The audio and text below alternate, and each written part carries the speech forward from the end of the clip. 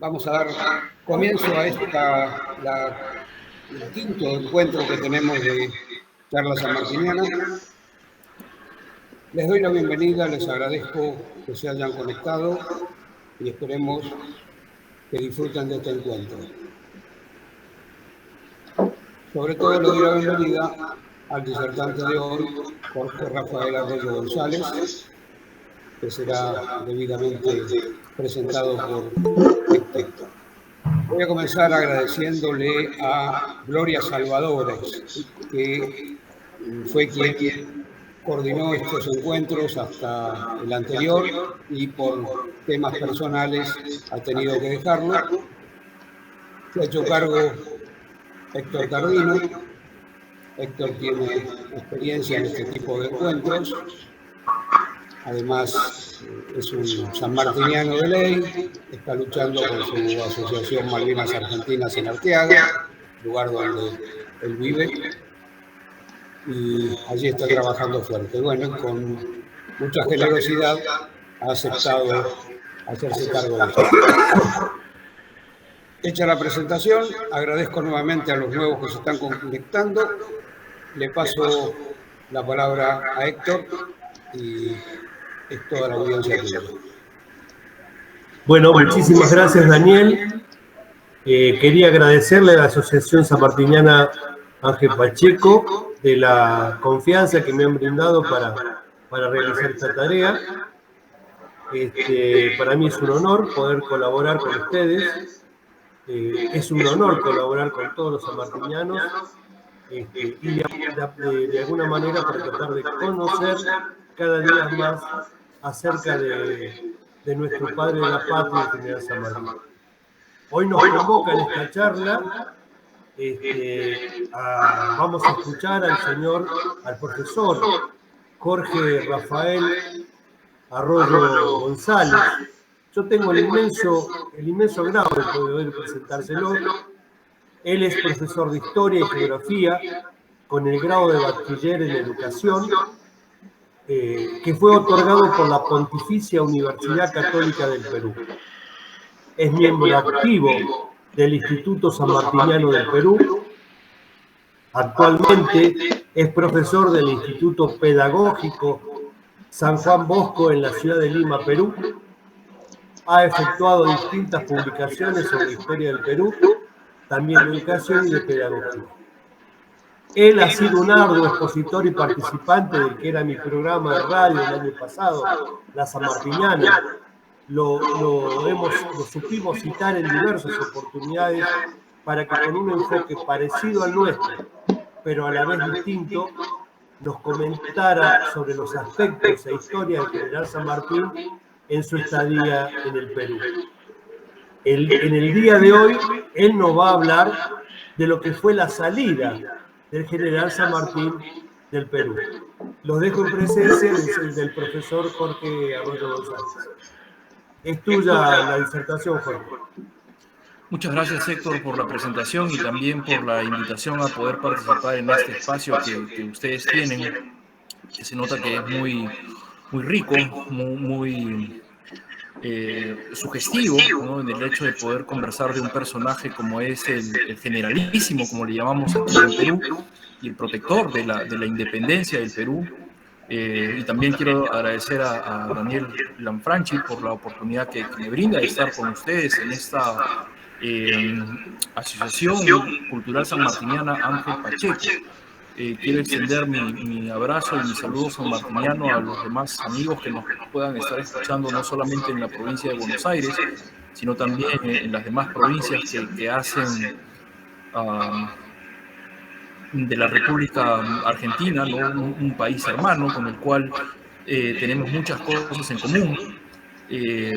Hay historia que nos une, ¿no? como el conflicto de las Malvinas, pero evidentemente lo que nos trae a unidad es tener al padre de la patria, que es San Martín. Y antes de hablar sobre la salida de San Martín, que es un episodio doloroso para los que nos decimos ser sanmartinianos, me gustaría aclarar un poco el concepto de patria, ¿no? Que es un concepto que espero podamos estar todos a tono, en la misma sintonía, porque cuando hoy en día en el siglo XXI hablamos de patria, lamentablemente nos referimos a nuestros países y perdemos de vista la mirada de los hombres, o perdemos de vista la mirada que tuvieron los hombres que soñaron con la patria unida, con la patria grande, que era América, ¿no? Y este sueño se inicia con personajes como Francisco de Miranda, con quien tuvimos la oportunidad con Héctor de hablar en su programa, La Sanmartiniana, ¿no? Quisimos reivindicar a este personaje y la idea, por sobre todo, de patria, de la cual San Martín fue un convencido, al igual que Belgrano y otros más. Entonces, cuando hablamos de patria, no estamos hablando de los países a los cuales pertenecemos el día de hoy, sino estamos hablando de esta unidad, de este sentimiento que propugnaba la unidad de una América fuerte, unida y que tuviese la capacidad de enfrentarse a las potencias de esa época, ¿no? Las potencias europeas, ¿no?, que se habían unido en esta Santa Alianza, y a esa potencia que se vislumbraba, ¿no?, como tal, y que a inicios del siglo XX terminaría convirtiéndose pues en la potencia hegemónica que son los Estados Unidos de América hoy en día.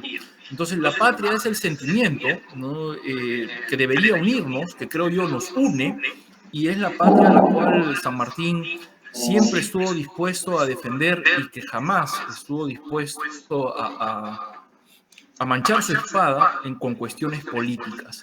Y básicamente, como dice el dicho, ¿no?, una cosa es decir y otra cosa es hacer, o como decimos aquí en mi país, aquí en Perú, una cosa es con guitarra y otra con cajón, ¿no?, teniendo en cuenta de que el cajón peruano pues, es un instrumento, ¿no?, diseñado aquí en Perú desde tiempos virreinales y que acompaña pues, lo que llamamos la música criolla, ¿no?, la música folclórica nuestra, ¿no?, en especial de la costa.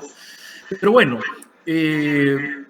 San Martín fue un hombre, ¿no?, como ustedes muy bien saben, que tuvo muy bien en cuenta, ¿no?, que su palabra valía, y en cada uno de los actos que él se trataba de ser consecuente, ¿no?, con respecto a lo que él decía y cómo actuaba. Bien, entonces hablar de la salida de San Martín, ¿no?, es hablar, como decía, de un tema doloroso para los sanmartinianos por las condiciones en las cuales él prácticamente se retira del Perú, ¿no? Él había llegado en septiembre de 1820, ¿no?, procedente de Chile, después de haberle dado la independencia a Chile, ¿no?, luego de los grandes triunfos de Chacabuco primero y Maipú después, se prepara esta expedición. Y bueno, él termina llegando, ¿no?, un 8 de septiembre, ¿no?, se produce el desembarco, es un 8 de septiembre de 1820, en la bahía de Caracas, y dicho desembarco, ¿no?, tiene un documento, ¿no?, que yo estoy seguro que muchos de ustedes lo deben conocer, ¿no?, el cual es firmado por el propio San Martín, y hay un detalle que no debería pasar desapercibido, ¿no? A ese día, al día del desembarco, San Martín le llamó el primer día de la libertad del Perú. Entonces, él desembarca el 8 de septiembre de 1820 y se va o se retira del Perú el 22 de septiembre de 1822, o sea, prácticamente estuvo 2 años, ¿no?, y algunos días más, pero ejerció el mando supremo del Perú durante 13 meses, ¿no?, desde el 3 de agosto de 1821, en que él instaura el gobierno del protectorado, que no es otra cosa que una dictadura, ¿no?, pero no es la dictadura como hoy en día la entendemos, ¿no?, la dictadura que es mal vista, ¿no?, en el sentido de que es el personaje que irrumpe en el orden constitucional, lo quiebra, lo rompe, para él concentrar los poderes y de manera autoritaria ejercer, ¿no?, un poder total, ¿no? No, San Martín asume, ¿no?, el gobierno del protectorado porque no hay de otra, ¿no? Y es el hombre ideal para poder asumir la conducción por dos situaciones en que está transitando el Perú, ¿no?, mi país. El primer problema o la primera situación es la guerra, ¿no? Ese 8 de septiembre que San Martín llega, ¿no?, él llega con una expedición que es militar a todas luces. Entonces, él viene dispuesto a luchar, él viene dispuesto a pelear. Entonces, ese 3 de agosto de 1821, él asume ya de manera formal el mando militar porque sabe que es necesario enfrentarse a los españoles después que los intentos de ganar la independencia, como él también lo decía, no fue posible, ¿no? Él había intentado hablar con el virrey La Serna, ¿no?, la famosa conferencia de Punchauca. Esta conferencia no llegó a mayores, las posiciones eran definitivamente irreconciliables. San Martín proponía que la corona española reconociese la independencia del Perú, mientras que el virrey defendía los intereses de su majestad, de la corona, del rey de España, ¿no?, y pedía el reconocimiento de la Constitución de Cádiz, pero también la autoridad, que se reconociese la autoridad de Fernando VII. Entonces, frente a esa situación, no se llegó a mayores. San Martín se decanta ya por acciones militares y para eso marcha sobre Lima, entrará a la ciudad de Lima a inicios de julio de 1821.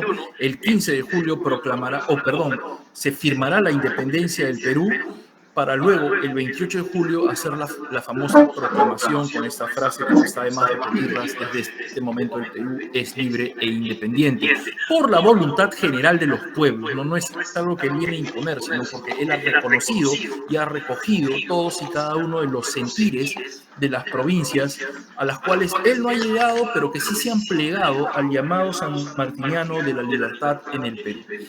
Entonces tenemos esta primera situación que tiene que resolver San Martín, que es la guerra, y la segunda es la forma de gobierno. Entonces, mientras se discute cuál va a ser la forma de gobierno, porque San Martín traía la propuesta de la monarquía constitucional, enfrentándose o teniendo el primer enfrentamiento con los políticos peruanos que proponían una república con la respectiva división de poderes. San Martín asume el mando. Y en ese asumir el mando, en estos 13 meses, que es algo que aquí lamentablemente en el Perú muy poco se le reconoce a San Martín, razón por la cual yo tengo un pequeño artículo titulado El lado oscuro del protectorado de San Martín, no porque sea algo oscuro y tenebroso, sino porque hay que poner luces sobre las acciones culturales, educativas o políticas, si se quiere ver, de San Martín en la conducción del Estado peruano en estos 13 meses. Ahora, ya aterrizando ya en el tema, ¿qué cosa es lo que genera la salida de San Martín del Perú? Evidentemente, y creo que para ganar tiempo, ¿no?, todos coincidimos que el revulsivo es la conferencia que él tiene con Bolívar los días 26 y 27 de julio de 1822 en el puerto de Guayaquil, ¿no? San Martín había encargado el mando a un peruano, ¿no?, a José Bernardo de Tagle, conocido como el Marqués de Torre Tagle, a fin de poder él viajar a Guayaquil, entrevistarse con Bolívar para ponerle fin a la guerra. Definitivamente ese es el objetivo de San Martín, ¿no?, ponerle fin a la guerra. Y mucho se discute y mucho se critica la falta de acción de San Martín, de acción militar de San Martín. Yo quiero creer de que él entendió que era más importante gobernar a fin de ganar tiempo, a fin de concientizar a los peruanos las bondades de la independencia, antes que ir a un combate desigual frente a los ejércitos realistas. Entonces, San Martín, cuando se da cuenta de que ya es necesario presentar combate a los ejércitos opositores a la libertad, ha pasado más de un año desde su llegada al Perú.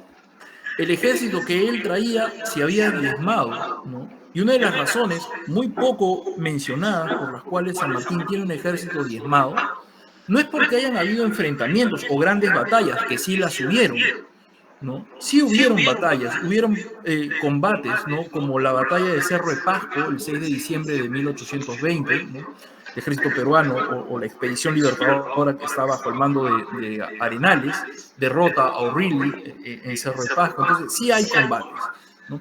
Pero lo que diezma también al ejército sanmartiniano o a esta expedición libertadora son enfermedades propias de llegar a un puerto y encontrarte en una situación en donde no eres bienvenido, en donde tienes que, de una manera u otra, aguantar el desembarco y lo que significa organizarte.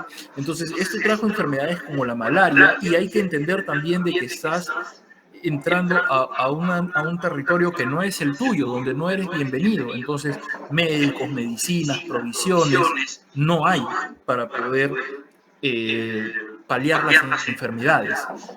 Por lo tanto, entonces San Martín tiene un ejército que está diezmado y él ve por conveniente, y no hay que olvidar que también San Martín había mandado un importante número de efectivos al norte por el pedido de Sucre, Juan Lavalle, ¿no? Jefe de los granaderos, y Andrés de Santa Cruz, coronel en ese momento del ejército peruano, serían quienes liderarían esta avanzada que terminarían participando en la batalla de Pichincha, el 24 de mayo de 1822, sellarían la independencia de la Nueva Granada o Colombia, y ahí hay ejército sanmartiniano.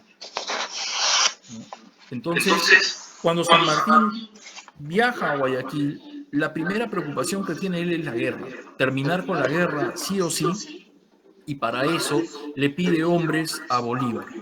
Quien Bolívar ofrece una cantidad, no sabemos exactamente cuántos, podemos intuir que fueron tal vez 4.500, 5.000 hombres, los cuales San Martín considera que son innecesarios o insuficientes, me corrijo, insuficientes, ¿no? No alcanzan para enfrentarse al poderoso ejército español que se ha reconstituido, ¿no? Estamos hablando aproximadamente de casi un ejército de 20.000 hombres que se deben enfrentar a una fuerza que era menos de la mitad. Entonces, Bolívar no es que niegue directamente la colaboración, pero sí pone unos argumentos que pueden ser sometidos a debate, que pueden ser sometidos a juicio.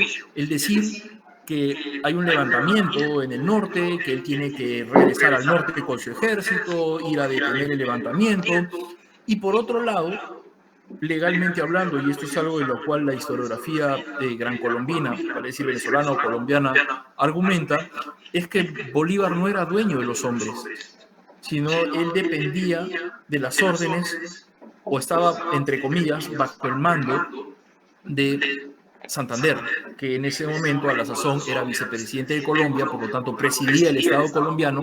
Había un congreso, ¿no? Y había que pedir permiso y recibir el permiso, y todo ello podía demorar. El punto es que la colaboración a la cual San Martín aspiraba en Guayaquil no se da. Él regresa a Lima y él encuentra una ciudad que está total y completamente convulsionada, no por un desorden militar, no es que los españoles hayan caído sobre Lima y la hayan tomado. No, él encuentra una ciudad que está convulsionada por la cantidad de partidos, entre comillas, que existen frente a lo que es su liderazgo.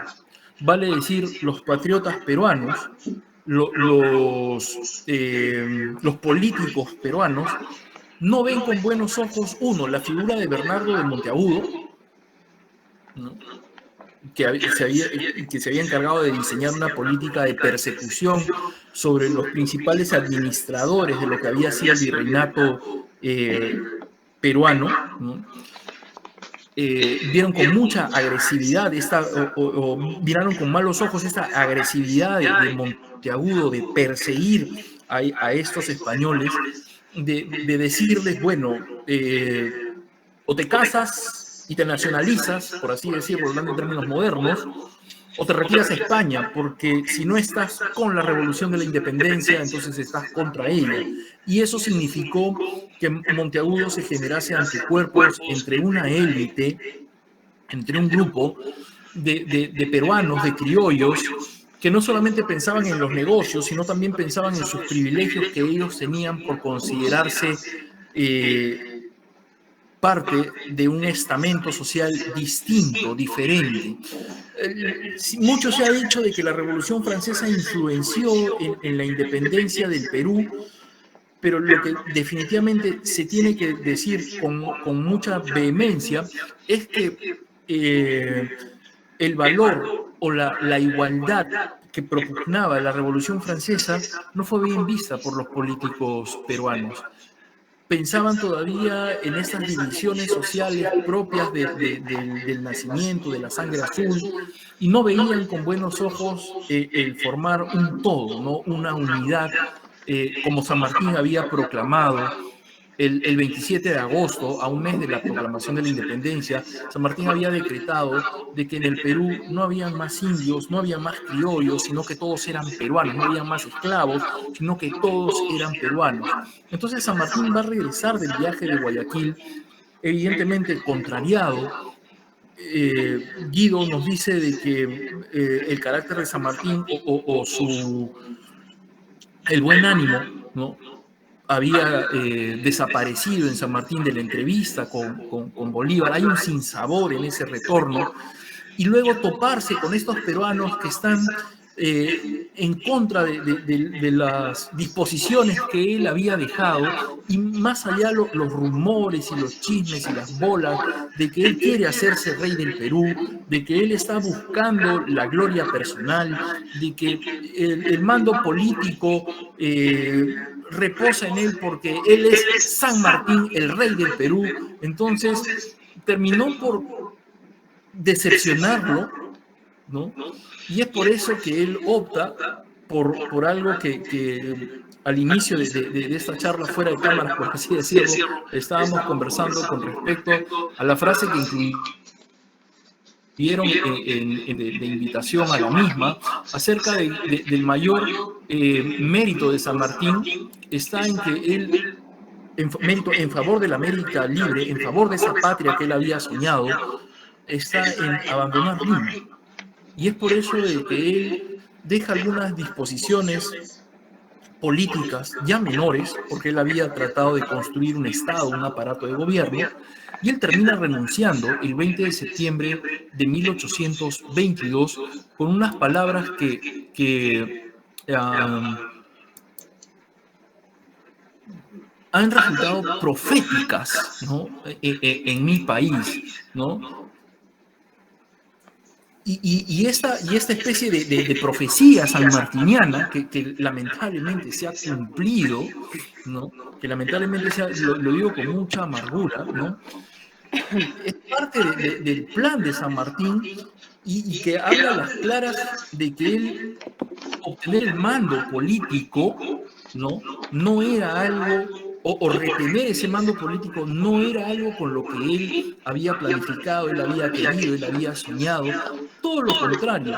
Y la muestra de esto está que cuando San Martín en 1821 proclama la independencia del Perú en julio, asume el mando del protectorado en agosto, y empieza a delinear el naciente Estado peruano, tenemos para diciembre de 1821, concretamente el día 28, una proclama de San Martín en la cual él convoca a las primeras elecciones que van a haber en abril-mayo del próximo año, elecciones para elegir a un Congreso Constituyente, ¿no? Vale decir, a un parlamento que tuviese la misión de redactar un documento, leyes, ¿no?, la Carta Magna, como le llamamos, ¿no?, la ley de leyes, que es la Constitución política. Entonces, ese Congreso se instala el mismo día en que San Martín se retira, vale decir, el 20 de septiembre de 20 de septiembre de 1822, y frente a ese Congreso que él considera que es la representación nacional, evidentemente de los territorios liberados, ¿no? Porque no hay que olvidar que los españoles todavía están fuertes en el sur. San Martín pronunciará las siguientes palabras, ¿no? Con lo cual él termina toda presencia política en el Perú. Peruanos, os dejo establecida la representación nacional. Si depositáis en ella una entera confianza, cantad el triunfo. Si no, la anarquía os va a devorar. Que el acierto presida vuestros destinos y que estos se colmen de felicidad y paz. No, esto fue proclamado en Pueblo Libre, ¿no? Que era la hacienda donde se había retirado a vivir San Martín, ¿no? Le puso así Pueblo Libre, ¿no? En una clara alusión a la libertad, ¿no? El 20 de septiembre de 1828, ¿no? Pero ahí está la clara muestra, ¿no? De que San Martín es un hombre que es consciente y que es consecuente de lo que dice, ¿no? Con lo que hace, ¿no? Os dejo establecida la representación nacional y eso es un congreso, ¿no? Entendemos que un parlamento, un congreso, unas cortes, como se quiera llamar, representan a los peruanos, ¿no? Y frente a ese congreso San Martín termina renunciando, ¿no? Pero nos dejó una tarea o un desafío o un reto, depende de la óptica con la que querramos ver, ¿no? Cómo querramos entender estas palabras que de por sí, vuelvo y repito, son proféticas, ¿no? Si depositamos en nuestra confianza en la representación nacional, vale decir, en las instituciones y no en las personas, entonces podríamos cantar el triunfo, podríamos decir, hemos vencido, ¿no? Pero si no depositamos nuestra confianza en las instituciones, sino en los caudillos, ¿no? En los negocios, en los personalismos, entonces la anarquía nos va a devorar. Lamentablemente, en el Perú, lo que ha ocurrido a 200 años de esta presentación es que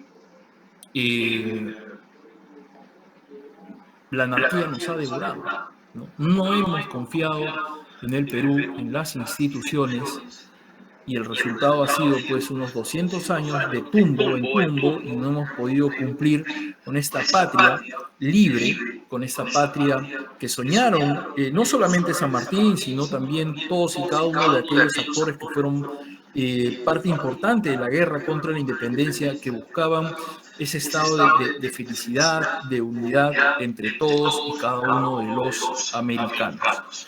Bueno, esta ha sido mi participación en esta tarde, noche para ustedes, y no sé si hay algún comentario, alguna pregunta, bueno, podríamos por ahí empezar a debatir.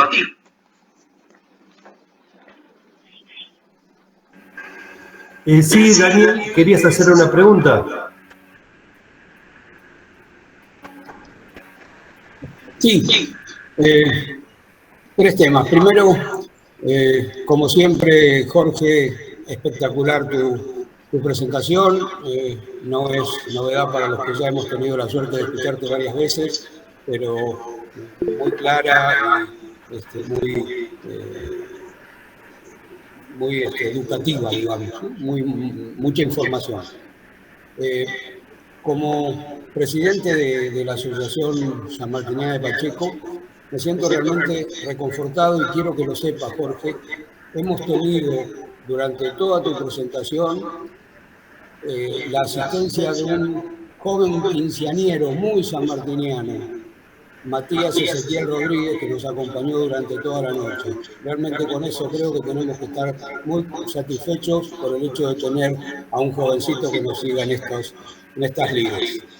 Y finalmente, en la voluminosa correspondencia que mantuvo San Martín durante su exilio, menciona en diversas oportunidades que los gobiernos más adecuados son los republicanos. El hecho que en Perú tuviese la idea de una monarquía constitucional está basada en que todavía el pueblo no estaba lo suficientemente maduro como para autogobernarse, digamos. ¿Está por ahí la cosa? Sí, Daniel, definitivamente. Bueno, primero que nada, gracias por sus palabras. Siempre es reconfortante escuchar que uno hace bien las cosas. Felicitar al joven que nos acompaña en esta oportunidad. Ezequiel me parece que dijo que era su nombre. Quiero felicitarlo por desde tan temprana edad interesarse por la historia, ¿no? Por la historia de nuestra América. Y bueno, sí, definitivamente San Martín entendió que la élite peruana, que mayormente puede haber sido limeña o no, eso pasa a un segundo plano, pero la élite no estaba dispuesta, vuelvo y repito, ¿no?, a intercambiar privilegios o perder privilegios, y es por eso de que San Martín establece la Orden del Sol, ¿no?, como una especie de condecoración a estos peruanos que propugnasen la independencia, la libertad y todo ello, ¿no? Y con esta Orden del Sol él pretendía, vuelvo y repito, hacer entender a la élite cuáles eran las bondades de la independencia primero. Pero teniendo en cuenta de que el virreinato peruano era el más antiguo de América y que había pues una corte, por así decirlo, que acompañaba al virrey, ellos estaban total y completamente acostumbrados a los usos y costumbres propios de una corte. Entonces, cambiar de manera drástica a una república, eso no hubiese dado frutos, ¿no? Y evidentemente no los dio. No los dio, porque el Perú, desde que San Martín proclama la independencia hasta 1845, en que asume el gobierno, un amigo de San Martín, ¿no?, quien es Ramón Castilla, quien sabemos que lo ayudará también con los pagos atrasados en 1848 hasta el momento de su muerte. Bueno, en estos 25 primeros años en el Perú no hubo presidente excepto uno que terminase su periodo de gobierno, en una clara muestra de que el Perú cayó en una anarquía porque no hay una élite que estuviese dispuesta a dirigir al país, ¿no? Las élites sirven para eso, para dirigir a los países, para dirigir a los proyectos de país que no los hubieron. Entonces, San Martín entendió claramente eso, que era lo ideal hubiese sido avanzar de manera gradual, ¿no?, pasando por una monarquía, ojo, que es una monarquía constitucional, en donde iba a haber un parlamento que limitase o equilibrase el poder del gobernante o el monarca junto con una constitución. Y un detalle más que me gustaría agregar, estimado Daniel y querida audiencia sanmartiniana, es que San Martín entiende muy bien la importancia de la educación, y es por eso que él en los conventos funda las escuelas de las primeras letras, porque es necesario hacerle ver a ese súbdito de la corona española, a ese súbdito que le debe fidelidad, que le debe obediencia al rey de España, es necesario educarlo y transformarlo en un ciudadano que ahora le deba fidelidad y obediencia a un documento como es la Constitución. Eso es algo que ha pasado total y completamente inadvertido aquí en mi país. No se entienden los esfuerzos educativos de San Martín, de vuelvo y repito, fundar estas escuelas de primeras letras, crear la escuela normal de varones, lo que vendría a ser hoy en día un instituto pedagógico, una escuela pedagógica, una facultad de educación, vale decir, personas que fuesen formadas para ser profesores. Entonces, con eso estamos viendo el genio sanmartiniano en el sentido de que, ok, es una sociedad que está acostumbrada a usos y costumbres cortesanas, bueno, entonces hagamos el cambio, pero hagámoslo gradualmente. Pongámosles un rey, porque están acostumbrados a tener un rey, pero limitemos el poder del rey con una constitución y un parlamento, y al soberano, al ciudadano, convertámoslo, ¿no?, eduquémoslo en un ciudadano, y para esto está la importancia que deben tener las escuelas de las primeras letras, que vendría a ser los últimos grados de la primaria, ¿no?, o algo así, ¿no? Le voy a ceder la palabra a la señora Gloria Salvadores para que haga una pregunta y luego se la paso a Ricardo Com. Adelante. ¿Qué tal? ¿Qué tal? Buenas noches. Gracias, Jorge. Lindísima tu exposición y la verdad que estimula para querer hacer preguntas y seguir aprendiendo más, ¿no? Y conociendo más. Mira, yo acá anoté algunas cosas.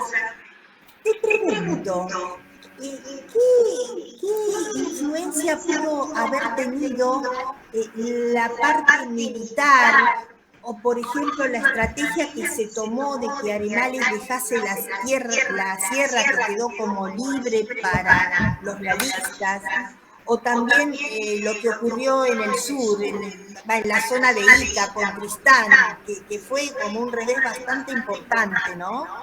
Eso es una cosa. Otra cosa, estas desavenencias entre los políticos y esta clase alta de Lima, que bueno, que se desencadenó cuando San Martín se fue a Guayaquil, ¿era algo que él ya lo venía viendo? ¿Se daba cuenta que podría haber pasado eso?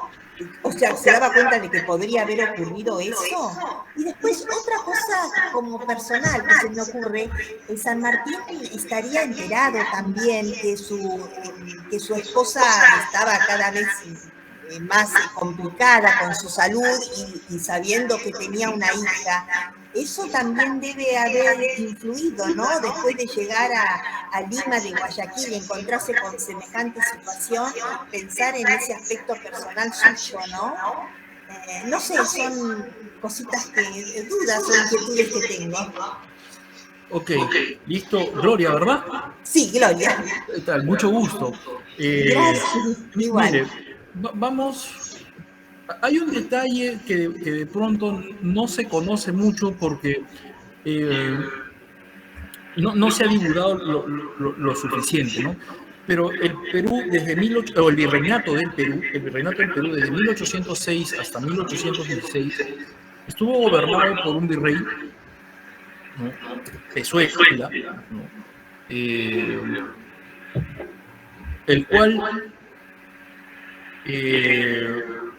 Abascal, Fernando de Abascal, de 1806 a 1816, Abascal, de ahí viene Pezuela y luego la Serna, ¿no? Son los tres últimos virreyes. Pero este virrey desde 1806, o sea, vale decir, 2 años antes de que España sea invadida por las tropas de Napoleón Bonaparte, es un virrey enérgico que es el que termina desmantelando las juntas de gobierno que se forman en lo que hoy día es Ecuador, ¿no? En Quito, manda tropas hacia Santiago, que termina desmantelando también la Junta de Gobierno de 1810, ¿no? Entonces, es un virrey que militarmente hablando es exitoso, porque no permitió que no solamente en sus dominios, en el Perú, se formasen juntas de gobierno a nombre de la independencia. Ahora, ese virrey cuando se retira en 1816, vale decir, cuando ya Fernando volvió al trono, cuando ya Napoleón Bonaparte ha sido derrotado, el virrey deja un destacamento en el sur del Perú que había derrotado la rebelión de los hermanos Angulo y Mateo Pumacagua, que es una rebelión que se habla poco, pero que es importantísima, al menos en la historia del Perú. ¿Por qué razón? Porque es una rebelión que se extendió desde Arequipa hasta el Cusco, que son 2 regiones medianamente grandes dentro del virreinato en Perú. Entonces, el virrey los derrota y deja ahí un fuerte destacamento, ¿no? O sea, vale decir, un ejército muy bien organizado a fin de poder pacificar el virreinato. ¿Por qué hago esta referencia? Porque es importante entender que cuando San Martín desembarca y se inicia esta campaña en el sur primero, se va a topar con lo mejor, ¿no? Con los más preparados, los más veteranos, los que tienen más experiencia, ¿no? En el sur del virreinato. Entonces, esos reveses que él tiene, ¿no? o que tiene la expedición libertadora, ¿no? Que en realidad San Martín ni siquiera mandó la vanguardia en su totalidad, sino simplemente fue una columna de reconocimiento del territorio y que es importante el triunfo que tiene Arenales el 6 de diciembre de 1820, porque permite, ¿qué cosa? Permite sondear para San Martín, reconocer cómo estaban las provincias del sur con respecto a la idea de la independencia. Que si hacemos el contraste en el norte, ahí no hubo necesidad de que San Martín mandase un ejército porque Trujillo y demás ciudades proclamaron la independencia mucho antes incluso que Lima. Me explico entonces mejor. Mientras en el sur los realistas son fuertes, y la muestra de eso está que en estas bravatas que hay en Ica, que las que usted mencionaba, ¿no? En donde incluso el ejército sanmartiniano, entre comillas, es derrotado, le permiten a él, uno, entrar a Lima sin disparar un tiro, y dos, tener asegurada o conseguida la independencia de todo el norte del país. Entonces, es importante tener en cuenta ese dato, ¿no? De que San Martín va a enfrentarse en el sur a un ejército que tenía experiencia, y ojo, no hay que olvidar otra cosa, que ustedes desde la parte norte, ¿no? Por así decirlo, habían intentado acercarse al Perú cruzando el Alto Perú, lo que hoy día es Bolivia. Entonces, a eso también, esas campañas también en las cuales, por ejemplo, participa Pezuela, participa La Serna, que luego serán virreyes de Perú, nos habla claras muestras de que era un ejército pues, que era experimentado.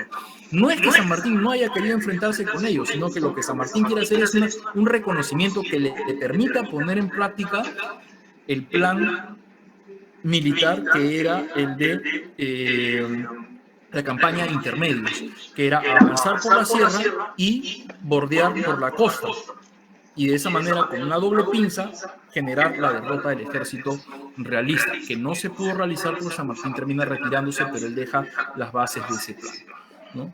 Ahora, la pregunta usted que ahora que también me hacía, que era acerca de esta élite que está aquí en Lima, si es que él vio o no vio si había un plan o no. Bueno, lo que aquí dicen los historiadores peruanos es que San Martín confió mucho en la gente en la cual se rodeó, principalmente en Monteagudo, y en el caso peruano en una figura como era Bernardo de Torretaglia, ¿no? Que al final es quien termina siendo encargado del gobierno. Ahora, ¿por qué confía en Torretaglia? Porque Torretaglia es el único funcionario criollo que ha trabajado, ¿no? En el aparato administrativo virreinal español. Entonces, por lo tanto, tiene experiencia, y como se pliega a los ideales de la libertad, San Martín se lo jala, ¿no? Y por eso le encarga el gobierno. Ahora, si San Martín vio o no vio conspiraciones en contra de él, yo creo que no. Y no es porque haya sido ingenuo, sino porque hasta el momento en que él planea viajar y encontrarse con Bolívar, como que la gente está de acuerdo con lo que San Martín dice, ¿no? Pero al ver que hay cierta inacción y no da cara, por así decirlo, al ejército realista, y no termina de derrotarlo, entonces la gente se impacienta. Pues la gente empieza a pensar de que San Martín la quiere hacer larga, él quiere hacerse rey del Perú, seguramente va a transar algo con los españoles, es conocido de La Serna. Entonces empiezan pues este tipo de rumores, ¿no? Que se terminan destapando cuando él ya regresa pues del viaje de Guayaquil. Y finalmente, con respecto a lo que él pudo haber sentido por su esposa, ¿no? Por Remedios y por Merceditas, la verdad que aquí los peruanos, o la historiografía peruana, no trabaja mucho ese aspecto, no tenemos, por así decirlo, la información, los insumos, la información suficiente como para poder aventurarnos a dar una respuesta y decir, definitivamente esto es lo que ocurrió, ¿no? Yo pienso que sí, porque lo primero que él hace apenas se retira del Perú, después de pasar por Chile, es viajar y encontrarse con la esposa, ¿no? O sea, era algo que lo motivaba por sobre todas las cosas, ¿no? Entonces, definitivamente tiene que haber habido cierto peso de preocupación que en algún momento u otro deben haber mermado su capacidad militar o política, porque caramba, estamos hablando de la esposa y la hija, ¿no? La familia, la única familia que él tenía, ¿no? Y eso debe haberlo, pues, en más de alguna noche lo debe haber inquietado, ¿no? Eso es lo que podría darle como respuesta. Espero que le haya podido ayudar. Paso ahora a que haga la pregunta el señor Ricardo Com y luego sigue el señor Marcelo Cumpe. Hola, buenas noches. No, lo mío no era una pregunta, era más bien un comentario. Esta noche habla mucho de la relación con las élites y es interesante ver cómo un prócer, a veces uno le pide a un prócer con absoluta coherencia y no entiende algunas situaciones, cuando en realidad la habilidad de San Martín creo que muchas veces era su pragmatismo, ¿no? San Martín, por un lado, buscaba una monarquía constitucional, de hecho mandó emisarios a Europa a buscar príncipes que pudieran hacerse cargo de esa monarquía, pero por otro, recortó enormemente los poderes, o sea, de la élite. Quiero decir, mientras les reconocía los títulos nobiliarios, a la vez generaba educación a las clases bajas y expropiaba los bienes de españoles que no apoyaran la revolución. Y además hizo la ley de vientres, con lo cual perdían poder porque dejaban de ser esclavistas en las futuras generaciones. Entonces es un equilibrio, ¿no es cierto? Siempre la política termina, para ser exitosa, siendo un equilibrio. Nunca es del todo blanco ni del todo negro. Esa es la sensación que tengo. Y algo que leí que me pareció de interés es cómo San Martín, con habilidad para restarle poder económico a los españoles, le ofrecía a los marineros quedarse con el barco de las tripulaciones que se sublevaran. Este es un detalle interesante para ir minando la capacidad económica de los españoles. Hasta ahí nomás, gracias. No, concuerdo completamente con ustedes, estimado Ricardo, ¿no? La política pues no es blanca ni negra y se va viendo cómo de una manera u otra San Martín va jugando un juego político, ¿no? Una especie de ajedrez, ¿no? Entonces, en busca de dar el mate, ¿no? Dentro del terreno político. Y eso es algo que también siempre se dice, no, Bolívar era mucho más político que él, ¿no? San Martín era más militar, pero en el caso peruano como que la cosa se invierte, ¿no? El que tiene más vena política, ¿sí?, de tratar la situación por la que estaba atravesando el Perú, evidentemente resultó ganador, políticamente hablando, en este terreno, San Martín antes que Bolívar, ¿no? Concuerdo completamente con usted. Sí, Marcelo Cumpe, me parece que... Sí, no sé si me escuchas bien. Sí.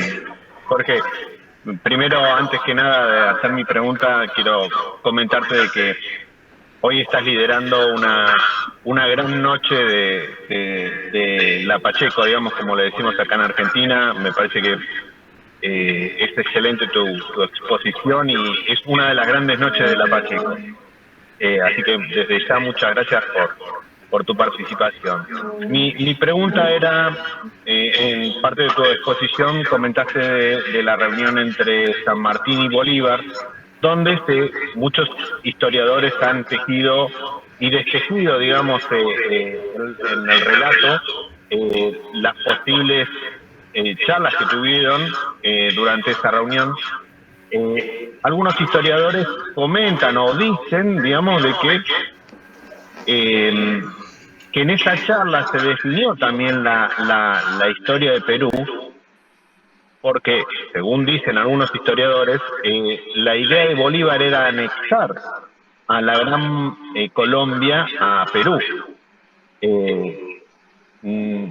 Esto es, creo que, no sé si vos tenés algún dato de algún libro o algún texto que hayas tenido, pero de ser así, digamos, San Martín sería doblemente el padre de la patria, ¿no? Porque no solamente la defendió con las armas, sino también la defendió del fuego amigo, ¿no? Que Bolívar era fuego amigo, digamos, libertador dentro de América del Sur. No sé si vos tenés algún dato respecto de lo que se habló ahí respecto de la anexión o no de Perú a la Gran Colombia. Ok, Marcelo, la que me haces es una pregunta muy, muy bonita, muy interesante. yo quedé fascinado con una pintura que estaba en el texto escolar a la edad de 10 años de San Martín y Bolívar, ¿no? Caramba, dije, Bolívar y San Martín juntos, ¿no? Entonces, desde esa edad siempre he tratado de investigar, ¿no?, el famoso misterio de Guayaquil, hasta que hace unos 2 o 3 años me rendí completamente. Eso no hay forma ya acepté el hecho de que no hay forma de resolver el misterio, pero a lo que sí podemos hablar es a partir de las consecuencias de dicho encuentro, ¿no? Y una cosa que hay que precisar, aquí en Perú, nosotros manejamos la siguiente información, ¿no? Todo historiador peruano, ¿no? Y en YouTube pueden buscar en el programa Sucedió en el Perú, la entrevista de Guayaquil que se ha emitido el mes pasado por los 200 años de este encuentro, lo siguiente, ¿no? De que todo historiador peruano, ¿no?, va a decir esto, ¿no?, de que Bolívar sí tiene un plan que es el plan de Colombia, o lo que se conoce como la Gran Colombia, que es parte de algo que se llama la Federación de los Andes, ¿no? Entonces, la precisión estaría en el hecho de que Perú no iba a ser parte de Colombia, sino que la idea bolivariana es armar una federación que aglutinase Colombia, ¿no?, lo que hoy es Panamá, Venezuela, Colombia y Ecuador, Perú, ¿no?, y Bolivia. Eso iba a ser la Federación de los Andes, que iba a ser el contrapeso a los Estados Unidos y a la Santa Alianza Europea. Y buscar de una manera u otra que Chile y las Provincias Unidas del Río de la Plata fuesen parte de esa federación. Proyecto sumamente ambicioso que al final no prosperó. Entonces, lo primero que hay que aclarar es que Perú no iba a ser parte de Colombia, sino parte de esta Federación de los Andes. Ahora, lo segundo, en este encuentro, ¿no?, San Martín va con una clara idea, ¿no?, porque sobre la agenda se ha dicho lo siguiente, ¿no?, que son 3 puntos a tratar. Uno, el puerto de Guayaquil, en el cual San Martín desiste de toda negociación cuando Bolívar le da la bienvenida a territorio colombiano, ¿no? Bien, cuando San Martín pone un pie en Guayaquil, bienvenida a territorio colombiano, entonces ya no se podía hacer nada. 2, la guerra, ponerle fin a la guerra, que parece que eso fue lo que más discutieron en el primer día del encuentro, y en el segundo día deben haber hablado de la forma de gobierno, en donde también posiciones total y completamente irreconciliables.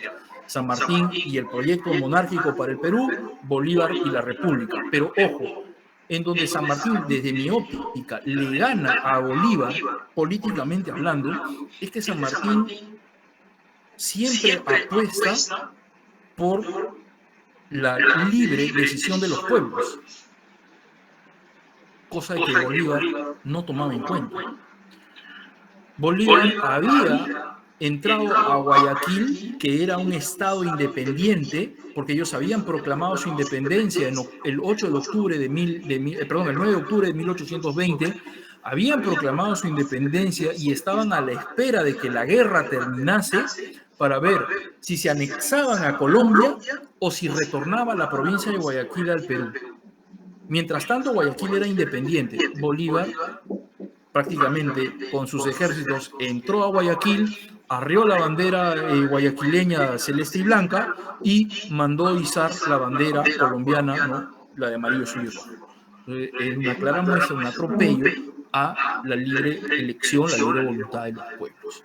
Entonces, en esa conferencia, en donde, vuelvo y repito, yo ya he renunciado a buscar algún tipo de solución, ¿no?, encontrar una última, lo que ha ocurrido hace algunos años, ¿no? Un investigador colombiano encontró una carta que estaba mal archivada en Quito, que dice de que sí hubieron testigos, de que al final alguien sí apuntó. Bueno, sea como sea, el punto es que en esa reunión, para quien habla, no hubo nadie, no hubo decanes, no hubo secretarios, nadie tomó nota. Estos señores conversaron a puerta cerrada y conversaron acerca de la guerra, en la cual Bolívar tácitamente negó el apoyo, aduciendo de que tenía o que él dependía de lo que le dijese Santander. San Martín entendió de que con la fuerza militar que tenía era insuficiente para derrotar a un ejército no profesional, pero sí experimentado, cuajado en años de luchas, tanto en el interior del virreinato peruano como en Europa, ¿no? Entonces, él prefiere no ser un factor de perturbación dentro de esta independencia, y aquí está otra cosa que yo sí soy bien claro. San Martín no le deja el pase libre a Bolívar. La historiografía colombiana lo quiere ver así. San Martín le deja el pase libre a los peruanos. ¿Por qué razón? Porque él había planificado junto con su alto mando, él había planificado esta expedición a intermedios, que luego el primer presidente del Perú, José de la Riva Agüero, la Junta de Gobierno, al mando de José Domingo Lamar, pone en ejecución la primera expedición a intermedios que termina en desastre, y luego, ahí sí, el presidente Riva Agüero, el primer presidente del Perú, pone la segunda expedición a intermedios bajo órdenes de Santa Cruz al mando, también cae derrotada, y el resultado es que los peruanos no tienen otra que llamar a Bolívar, que no viene él, sino manda a Sucre para tantear el terreno, y una vez que Sucre le asegura que puerta libre, Bolívar recién llegaría el 1 de septiembre de 1823, o sea, vale decir un año después de la retirada de San Martín. Ya lo demás es historia conocida, pues, ¿no? Bolívar termina organizando el ejército patriota o el ejército unido, vienen las batallas de Junín y Ayacucho, y chau españoles, ¿no? Pero el punto es ese, ¿no? De que en la conferencia de Guayaquil, San Martín llega con la idea de que él no va a ser un factor de perturbación, se retira del Perú y nos deja a los peruanos la tarea de conseguir nuestra propia independencia. Ni Rudecindo Alvarado, que había sido una figura cercanísima a San Martín en lo militar, ni el coronel Santa Cruz, o ahora general Santa Cruz, pudieron derrotar a los españoles en las expediciones intermedios, y por lo tanto, vuelvo y repito, y lo digo una vez más, se hace necesaria la presencia de Bolívar en el Perú.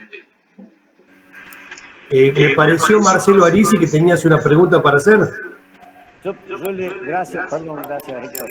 Gracias, Jorge, por la participación. Yo lo que te quería consultar, si bien es una suposición, ¿qué habría ocurrido si San Martín no se hubiera retirado del Perú, si no hubiera salido del Perú? Y bueno, y eso un poco, ¿qué aspecto de la personalidad podemos rescatar de San Martín? No, yo creo que si él se quedaba, él hubiese sido consecuente con lo que él buscaba, ¿no? La independencia del Perú, porque eso es una de las primeras cosas que él anuncia cuando entra a Lima, ¿no? Que él va a renunciar al mando cuando la independencia esté consolidada, ¿no? Entonces hubiese sido consecuente con su palabra. Pero si él se quedaba, ¿no?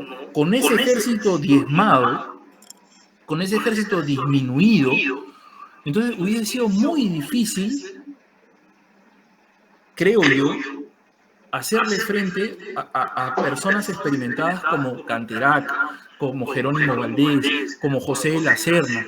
Entonces, yo entiendo, San Martín tenía un genio militar, y eso lo demostró en Chile, en Chacabuco y en Maipú, y por sobre todo en Maipú, porque no hay que olvidar que hay una derrota de O'Higgins. Entonces San Martín sabe darle vuelta a esa situación adversa y termina derrotando a los españoles. Pero yo creo que hubiese sido muy difícil por una cuestión de hombres preparados, y además otra cosa, ¿no? San Martín creía en ganar la independencia, y por lo tanto los ejércitos se iban a engrosar con gente que estuviese convencida de la libertad. No era que vamos a levantar a todo, no elevar a todo pueblo que llegamos y todos son levados y hay que obedecer las órdenes y vas a pelear sí o sí. No, San Martín quería un ejército de gente que estuviese convencida de las bondades de lo que significaba la independencia. Y eso hubiese tomado tiempo, y estaba tomando tiempo. Entonces creo yo que frente a las constantes bajadas, como dicen los libros aquí en Perú, ¿no? De la sierra a la costa por parte de Canterac, hubiesen, de una manera u otra, se hubiese perdido la capital, los españoles hubiesen posiblemente retornado a Lima, y hubiese sido una situación mucho más difícil para los patriotas si es que San Martín se quedaba. Pero él entiende de que su tarea O sea, el sabio sabe hasta dónde sabe. San Martín supo reconocer sus límites y por lo tanto la tarea queda en manos peruanas y lo que nosotros hicimos, el esfuerzo que tratamos de conseguir la independencia por nosotros mismos fue insuficiente y eso generó, vuelvo y repito, la llegada de Bolívar y su ejército. Creo que por ahí va la cosa, estimado Marcelo.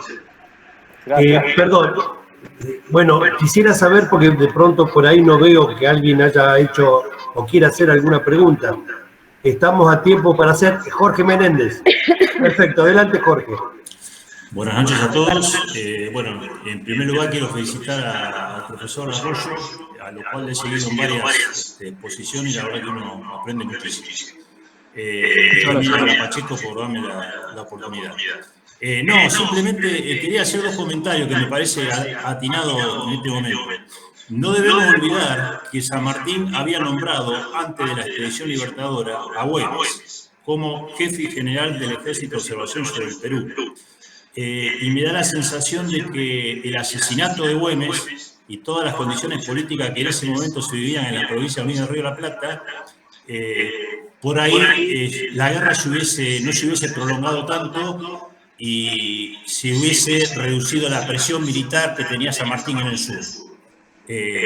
Como muy bien dijo recién el profesor Arroyo, San Martín era consciente de que tenía fuerzas muy reducidas como para enfrentar a ese gran ejército y experimentado ejército.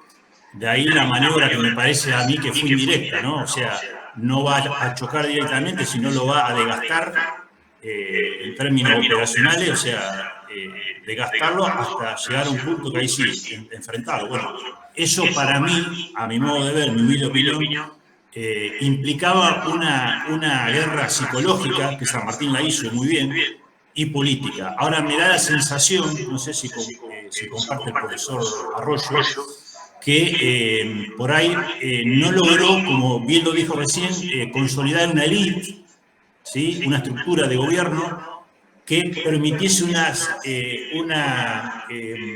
una transición ordenada hacia un nuevo sistema de gobierno. Y tampoco debemos olvidar que el Perú estaba muy fragmentado socialmente.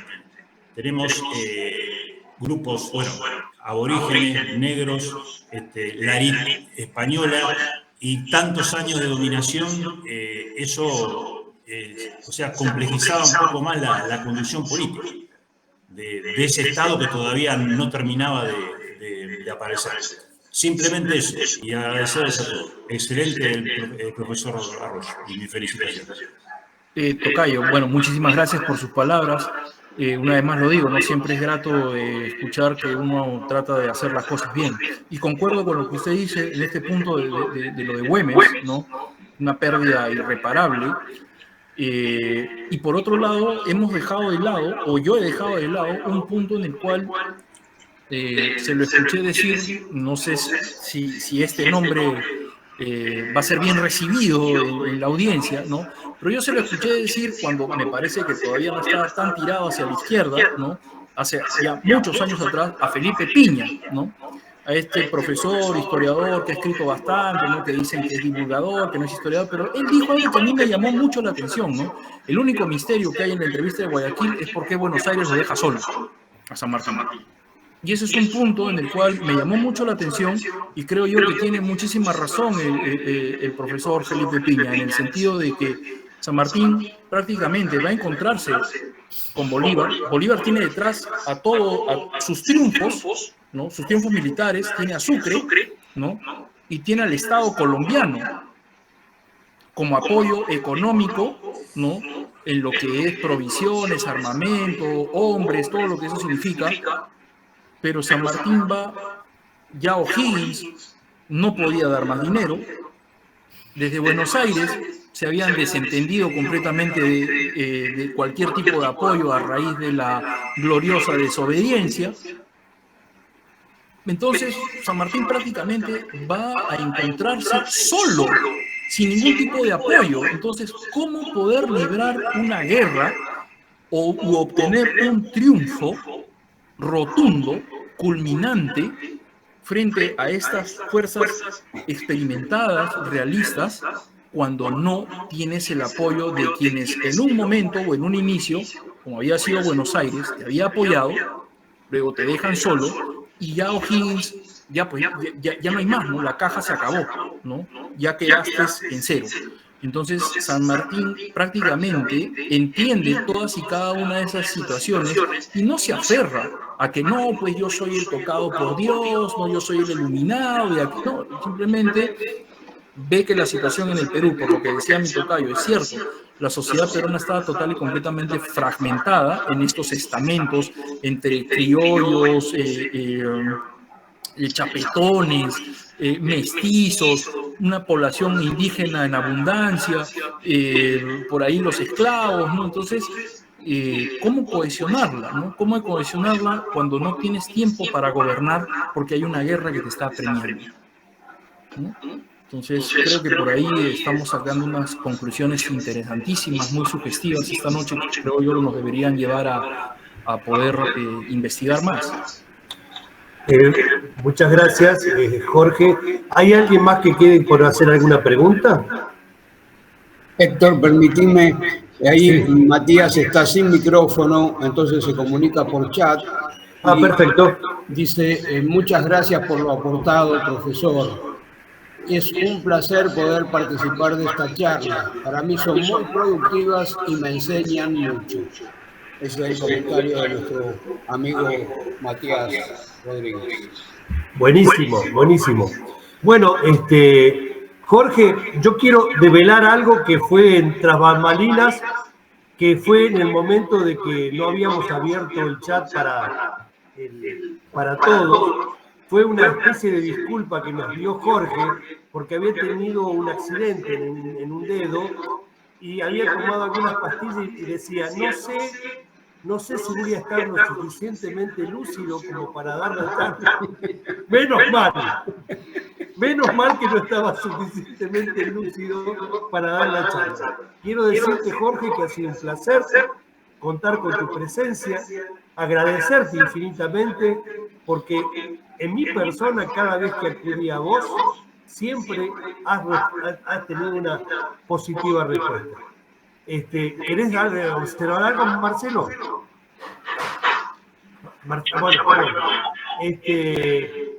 Nosotros ahora vamos a seguir con el chat abierto porque vamos a hablar del cruce sanmartiniano que se va a hacer en febrero del 23 por el paso del Planchón. Y no sin antes avisarle, y también te invito, Jorge, porque creo que va a ser de tu mayor interés, de que el 11 de octubre, si Dios quiere y se dan todas las circunstancias, vamos a tener en la charla a Martín Miguel de Güemes, el chosno del general Güemes, que nos va a hablar de Güemes, de un Güemes desconocido, de un Güemes que he tenido la oportunidad, en base a la sanmartiniana, cuando le hicimos la entrevista, de develar ese Güemes que para mí era desconocido. Entonces también te invito y te voy a pasar el link para que en ese momento vos participes de la charla y de paso ya avisarle a toda nuestra gente de lo que va a suceder el 11 de octubre. No, te agradezco bastante, Héctor. Para mí, la verdad que Güemes es una figura que me gustaría conocer más, estudiarla más, porque es alguien que llama mucho la atención, los infernales y todo ello. La verdad que muchísimas gracias por la invitación. Gracias también por la oportunidad que me dan de poder compartir con ustedes, hermanos patriotas, ¿no? de la Arteaga, como dicen ustedes. Por ahí me da un poquito de envidia verlos a todos y cada uno tomando el clásico mate. Tengo amigos argentinos que alguna vez me han invitado, ¿no? Y la verdad que una bebida riquísima, ¿no? Que se extraña, ¿no? Que lamentablemente aquí en Perú es bien difícil de conseguir. Pero bueno, salud a cada uno de ustedes, un abrazo sanmartiniano y cuando quieran siempre listo para poder apoyarlos y poder seguir hablando de esta figura que nos une y nos hermana. Te dejo las últimas palabras con el presidente Daniel Lanfranchi. Simplemente reiterar mi agradecimiento, ha sido un placer escucharte, te tenemos en cuenta para alguna otra oportunidad Y aquí estamos difundiendo valores y tratando de conseguir que se le empiece a invitar un poco a nuestro querido Peñarol. Nada más que eso, un abrazo a la distancia, hermano peruano. Muchísimas gracias y un abrazo a la distancia también. Gracias, Jorge. Es un Gracias, placer Jorge. escucharte. Un abrazo desde el alma, Jorge. Muchas gracias. Saludos a martinianos, abrazos. Muchas gracias, Jorge. Muchas gracias. Buenas noches. Paso a retirarme. Muchas gracias. Muchas gracias, Jorge. Marcelo Menos Alexis. mal que estaba medio confundido.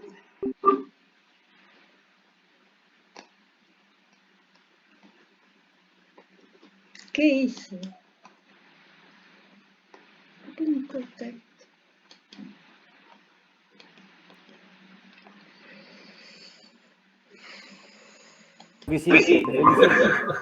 Buen trabajo, Héctor, buen trabajo. Dale. Bueno, me sumo ahora. Sigan ustedes. Bueno, Saludos a todos. gracias, Moni. Hasta pronto. Chau, chau. Chao, Chao, chao. Moni.